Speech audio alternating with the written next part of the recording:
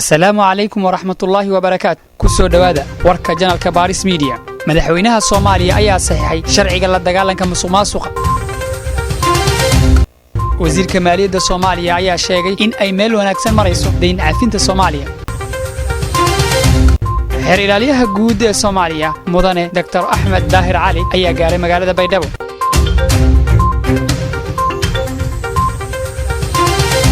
madaxweynaha Soomaaliya ayaa ansixiyay sharciga la dagaalanka musuqmaasuqa kaasi oo ay hore u soo ansixiyeen golaha shacabka ma aha kaliya lacag la xado musuqmaasuqa waa qofka positionka uu joogo si xun ugu takrifala oo personal level ah isagoo ilaahay ka baqaynin isagoo mas'uuliyadda loo dhiibay aan tixgelin waa xaqiiqa inaan annaga aan kaga jirno meel hoose waliba waa la duduubay oo toban ugu hooseysa la yiri لكن إلا عديا في عنا سي أن ماشان جوجنا نو جانو نمبر هو سيانا بقول سجاشن أفضل يا دون كجرة وحنا هاي بقول سجاشن أفر وزير كذلك وتجي أو شيء أو دنماركنا ونمبر 1 وأنا دل كريستانا أنا وحنا هاي دل مسلمة أو دقن كيسان كلا جربينو سميو oo wax alla wixii xaraana inaan ka tagno waliba amaanadu kuma jirto oo waxa cad qofka inuu san marin salaad mustaqim xitaa inuu san marin dacwadii xitaa inuu san tageen hadii lagu leeyahay deena ma aha macnaha qof kaliya maxaan ku raahdaa deen kugu leeyahay ma aha waxa deentaan kugu leh qof kasta oo nool iyo qof kasta oo noolaan doona marka ma gaari kartid qof walba in afis weydiista marka annaguna runtii bacdama muddo dheer aan dib ku jirnay marka qofka la yiraahdo waxaani xaraan weeye waxa uga xanuun badan dibka markaas uu ku jiro marka wuxuu kala doortay markaas inuu gaajada ka baxo iyo maxaan ku raahdaa dalkiisa inuu xumaado oo uu noqdo dalku ugu xun ugu musuqmaasuq badan iyo aakhirana inay u dambayso oo san janna galin inta badan waxa la yiraahdaa dadka musuqmaasuqa u faradhuuban ama u badan waa dadka dawladda u shaqeeya xaqiiqo ma aha waxa ku jira ganacsatada oo haddii ay ahayd inay canshuur bixiyaan canshuurtooda qariya oo aan sheegin wixii waxba lagu ballamay waxa lagu ballamay intaasoo percent inaad bixiso hadduu kala qariyo waa musuqmaasuq markuu kala qaranayana musuqmaasuqu dawladdu ku daraya culays kala saaraya maxaa yeelay ninkii qaadaya yaa laga yaabaa inuu laaluusho marka wuxuu ka yahay qaybta ugu muhiimsan uu ka yahay qofka ganacsatada ah haddaan dhaqaale la helin amni ma imaan karo waxay taabanaysaa waxbarashadii waxay taabanaysaa biyihii la cabaayay waxay taabanaysaa horumarkii kale waxay taabanaysaa caafimaadkii wax walba taabanaysaa marka meesha wax ka bilaabanayaan waa qofka canshuur bixiyaha ah meesha adduunka hore u maray oo la yiraahdo adduunka koowaad ama adduunka developed countries ka ay nooga fiican yihiin waxay tahay qofka shacabka ah wuxuu leeyahay mas'uuliyad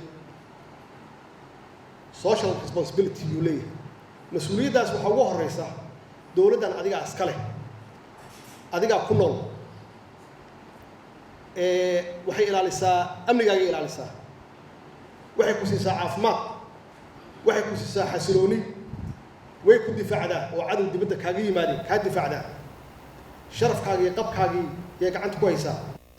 wasiirka maaliyadda Soomaaliya ayaa sheegay in ay meel wanaagsan marayso deyn cafinta Soomaaliya wasiirka oo shir jiraa'id ku qabta xafiiskiisa ayaa sheegay in uu kaga qayb galay shir looga hadlayay magaalada Addis Ababa ee dalka Ethiopia shirka deyn cafinta Soomaaliya asagoo sheegay in uu marayo halkii ugu wanaagsaneed intaas ayay ku soo gabagabeeyeen marka taasi waxay ku tilmaamaysaa inaan isku carabnahay annaga iyo hay'adda adduunka hay'adda isku carabanahay لأن ميل بنك ولا شقينا ميل بنك ولا صعنا ناو الدنيا دي كور رمو halkaynu ku soconaa marka imika waxaan ku soconaa waa tan idin sheegay bishan imika waa soo gabagabeynay intii la nooga baahnaa imtixaan kale oo weyn baa jiraya oo imtixaanka weyno haddii ay bayno bisha 12aad bilaabmaya shanteeda ilaa 12 meelahaas oo isagana meel aan isla tegi doono aan meel isla tegi doono isla qaada dhigi doono finalization ama gabagabaha deen afis gabagabaha deen afis eegada haddaan waxaan wadi weyno weligeed basaas u soconaysa waxa jira dawlado wada uun 12 sano sheekadaas uu wado aan ka soo baxayn markay soo bixi waayaan dhibaato ay marsi ama dagaal dhacaan ama dhibaato dhacda laga dhaco jidka dad ka halawdo saad u soo hesho annaga waxaan aqoonta waxa weeye imtixaanka naga qaadi doon hadii ilaahay dhacdo bisha soo socotay 12aad shanteeda ilaa 12keeda inay soo noqdaan gudoomiyaha maxkamadda Dr. Axmed Daahir Cali ayaa gaaray magaalada Baydhabo halkaasi oo uu ka furmay shir ay ka qayb galayeen garsoorayaasha dawlad goboleedyada inuu noo qabsoomo ayaan rajeynaynaa idanka Ilaahay waxa dheer inaan rabno in lagu aas-aaso golihii horey aan u soo jeedinay proposalkiisa xaroosaadkiisa guddiga u saaranay in golahaas oo ah ururka xeelalayaasha Soomaaliyeed lagu aas-aaso xubnihiisii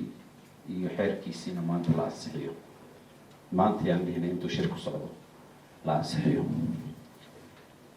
qodobo kale oo muhiim ah ayaan insha Allah kaga hadli doonaa sida aad ku aragtaan ba ajendayaalka oo ku xirantahay sidii loo wada shaqeyn lahaa soo xirnaan loo muujin lahaa madax bannaanida ee garsoorka guud ahaan iyo midda xeelalayaasha gaar ahaan ba iyagana loo xaqiijiyo ka noocan oo kale waxa weeye waa meelaha la isku wareysto ee la isku weydiiyo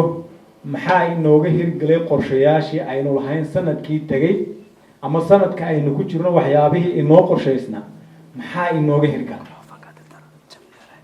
maxaa caqabada inaga hor yimid intii aynu ku guda jirnay hawlahaasi gudashadooda caqabadaha inaga hor yimid sidee ayaynu uga gudbaynaa maxaa inoo qorshaysan sanadka dambe iyo sanadaha soo socda sidee ayaynu qorshayaasha u fulinaynaa meelaha la iskaga wareysta ee lagu kala xog qaato ee lagu xalliyo dhibaatooyinka si aad u hesho wararka warbixinada janalka Baris Media fadlan subscribe saar gambaleelkana taabo mahadsanid